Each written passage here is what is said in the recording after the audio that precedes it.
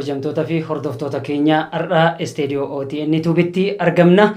Har'a ashamaa harka fuunee kabajamtoota fi hordoftoota keenya har'a kan argamnu isteediyoo OTN tuubitti. Isteediyoo OTN tuubitti har'a abbaa barii miidiyaa niitoorkii qabannee dhiyaannee jirra. Gaafiif deebii haala yeroo wajjin kan waliin turruta hanga xumuratti nu faana turan affeerraa keenya. Ayyee baga nagaan nu dhufta. Ayyee baga nagaan nu eedan isinillee. Tole hunda dura waamicha keenya kabajanii asitti gaafiif deebii nu wajjin godhu argamuu keessaniif hedduu galatoomaa isiniin jedha. Gaafii keenyatti gamanumaan ceenaa gaafiin keenyas har'a mee haala yeroo ammaa qabsoon Oromoo irra jirtu kanaan wal qabatee alaa fi keessatti qabsoon Oromoo kan namuufu ifa waan irraa wal gaafannu hin jiru. Mee yeroo ammaa kana keessatti mootummaan barri isaa irra dabree jira gadaa isaa fixate jedhanii mootummaan hin jiramoo hin jiru amma yeroo ammaa kana keessatti hin jiru jedhan hayyoonni tokko miidiyaa irraa kana haasaa jiranis mootummaan hin jiru mootummaan ce'umsaa haa kaa'amu jechaa jira mootummaan ni jiramoo hin jiru amma akka keessanii. Egaa OTN istiidiyoon na yaamtanii bakka kanatti gaafiif deebii naa godhuu keessaniif hedduu galatooma. Egaa haalli amma gaafiin isin na gaafatan gaafii haala yeroo wajjin wal qabatudha. Gaafiin kun immoo haala sooshaal miidiyaa fi akkasumas miidiyaalee Oromoon qabu irratti waan deemaa jirudha.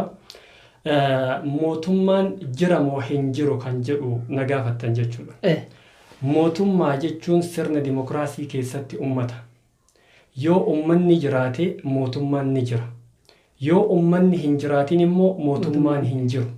Kanaafi ummannii fi mootummaan walitti hidhata qaba. Sirna dimokiraasii haqaa keessatti sirna dimokiraasii fakkeessii osoo hin taane mootummaa jechuun mataa isaatiifuu ummata jechuudha. Ummatatu jira. Mootummaan akka amma ummata keenya yookaan immoo haalli amma deemaa jiru gadaan mootummaa amma aangorra jiru kun dhumate moo hin dhumanne kan jedhutti nama geessaa jechuudha. Isa kanaaf haala yeroo amma ummanni Oromoo jedhaa jiruu fi haalli mootummaan coomsaa kan yeroof itti kenname sababa qabsoo qeerroof qarreen argatanii 4 kiiloo ittiin seenan gadaan isaanii yookaan aangoon isaanii dhumatee jira. Fulbaana 30 xumuramaa jechuudha. Ayyeega fulbaana 30 xumuramaa amma immoo alaabii keessatti uummanni keenya qabsoo waggaa dheeraa gochuudhaan kan qeerroon amma yeroo ammaa kana keessattis qabsoo alaa fi keessan walitti hidhanii godhaniin mootummaa kana gara aangoo fidan eega aangootti fidan barri isaa xumuramee jira mootummaan nu haa kaa'amu jechaa jira uummanni mootummaan akkuma isin jettan uummata eegata yeroo ammaa kana keessatti immoo bara isaa fixatee jira fulbaana 30 mootummaan hin jiru jedhan mootummichi kun bulchuu itti fufuu dandeettii itti qabamoo ufii labsachuu dandamoo moo bifa haarawaan boordii kana dhiyeessee filamee itti deebi'amoo akkamii bakka kanatti? Isa kana mootummaan eega fulbaanni 30 gahee aangoo isaa yookaan bulchiinsa isaa itti fufamoo ittiin fufu kan jedhuuf mootummaan amma jiru hanga filmaanni geggeeffamutti ittuma fufaa jechuudha. Kanammoo kan godhuu danda'u manni marii bakka bu'oota uummataa yookaan federeeshiniin yeroodhaaf dheeressuu danda'a. Garuu inni kun waliigaltee dhaabbilee siyaasaa Oromoo yeroo garaa irrattis mari'achiifamee ture waliigalteedhaan waan ta'uudha jechuudha. Tole gaamee amma ayyee galatoomaadha. Uummata keenyaaf mee uummata biyyoota ala jiranii fi keessa jiraniif yeroo ammaa kana keessatti paartileen siyaasaa Oromoo bakka hedduu jiranii isaan sunis waliif hin galle uummanni keenyalleen akkasumatti immoo paartilee kana jalatti caccabanii jiran. Walirratti duuluu malee wanni walitti tokkoomanii furmaanni mee uummanni keenya aangeessuu danda'u biyya keenyaaf walaba baasuu danda'u mootummaa uummataa filuu danda'u akkamii jettanii mee isin akka keessanitti? Egaa kun maali? Furmaanni akkamitti argama? Furmaanni akkamitti argama? Rakkoon Oromoo maali kan jedhu? Rakkootu waan kana hunda dhale. Uummanni Oromoo qabsoo itti wareegame, qeerroon itti wareegamte, qarreen itti wareegame. Kanaan duras qabsoo adda bilisummaa Oromoo geggeessaa ture keessatti gootonni hedduu lubbuu fi qaalii itti dhaban santu bakka hin argatin. Maaliif injifannoo qeerroof qarreen argameen mootummaan kanaan dura ture gara aangootti dhufe malee qeerroo waan itti dhiiga ofii lolaase san hin arganne jechuudha. Isa kanaaf kana hoo maaltu hanqise kan jedhu. Furmaanni maali mee amma yeroo furmaanni kee? Inni duraa kan hanqise maali? Sababoota dhaabbileen siyaasaa Oromoo bakka dhibbatti caccabanii ummata Oromoo kiisa ofii godhataniifi. Osoo dhaabbileen siyaasaa Oromoo bakka gara garatti caccabuu baatanii humna tokko hegeree tokko wanni isaan qabsaaniif ummata Oromootiif Oromiyaadhaaf. Kanaan ala wanni qabsaamuuf hin jiru jechuudha. Ummata Oromoo kiyyoo gabrummaa jalaa baasuu biyya keenya Oromiyaa irratti bilisummaan ummanni Oromoo walabummaan akka jiraatu nagaa akka argatu dhiigni amma dhangala'aa jiru kun dhiigni kaleessa dhangala'es akka dhaabbatuuf ummanni Oromoo qabsoo godhaa ture. Sababa kanaaf dhaabbileen siyaasaa Oromoo bakka gara garatti caccabuun isaanii ummata Oromoo akka kiyyoo gabroonfataa jalatti hafan godhe jechuudha. Maaltu barbaachisa? Oromoon dhaabbilee siyaasaa Oromoo gattaa'anii rakkoo galte tanaaf maaltu nutti galche? Sababni galtee tanaa maali? Sababni Oromoon deebi'ee injifannoo silaa ofii argate san saba biroo akka aangootti dhufu, sabni biroo irraa fayyadamaa akka ta'u kan godhe maali kan jedhu sababa rakkoo teenya tanaati. Osoo dhaabbileen kun walitti dhufanii mataa walitti qabatanii humna tokkoof hegeree tokkoof dhaabbatan ta'ee har'a injifannoon qeerroof qarree sun saamamee nama biroo harka hin bu'u jechuudha. Isa kanaaf Oromoon gattaa'ee rakkoo ofii furachuu qaba.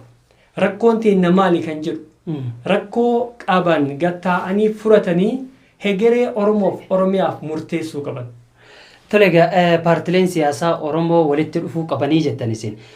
Paartileen siyaasaa Oromoo kun kan Oromiyaa keessa jira yeroo ammaa kana keessatti hanga 4-5 ni ga'anii namuu garagara qabsaa jechuudha. Dhaabbileen siyaasaa Oromoo kunniin immoo kan fakkeenyaaf akka Hayyuu Jawaar Maammufaanti hidhaa jiran. Isaan kun yoo jaarmeelee siyaasaa Oromoo kana asii kan qabsaaniif uummata Oromooti. Kan qabsaaniif uummata Oromooti. Biyya ibaatii fi miti. Maali mee rakkoon isaan addaan qoqqoodu maaltu hooggana tokko jalatti deebisee sagalee uummataa kana aangessuu dadhabe? Paartileen siyaasaa kun maaliif wal qoqqoodan bakka 4-5 jiranii maaf waliin hin galle hooggana tokko jalatti maan deebine rakkoon isaanii maali? Egaa rakkoon dhaabbilee siyaasaa Oromoo of jaalachuudha. Anatu sirra beekaadha. Tiyya yoo taate malee tee hin fudhatamtuudha.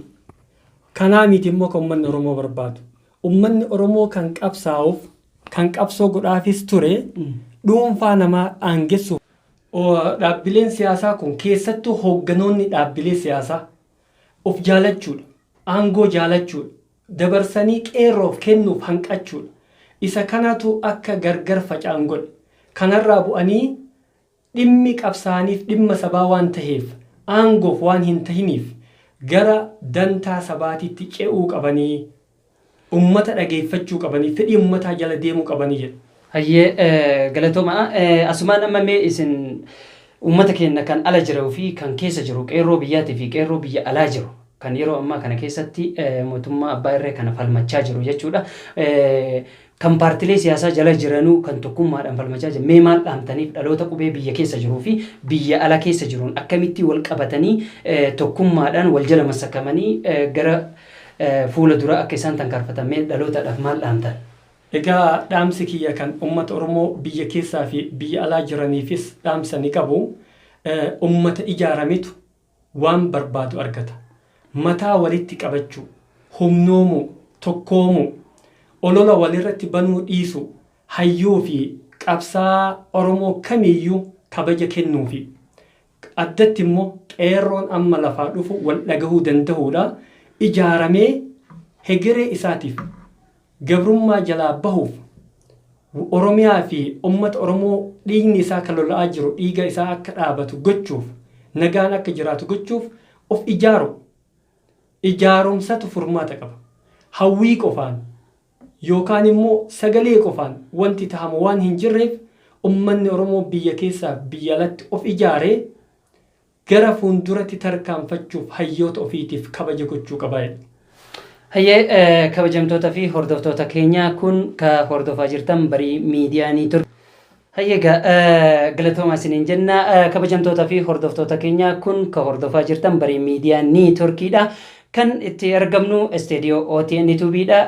Gaarraa abbaa barii miidiyaa niitoorkii wajjin gaafiif deebii goone kana kan irraa waa barattanii fi irraa waa hubattan jennee abdii guddaa qabna. Hanga kutaa lammataatiin walitti deebinuuf har'aaf asumarratti gabaabsina.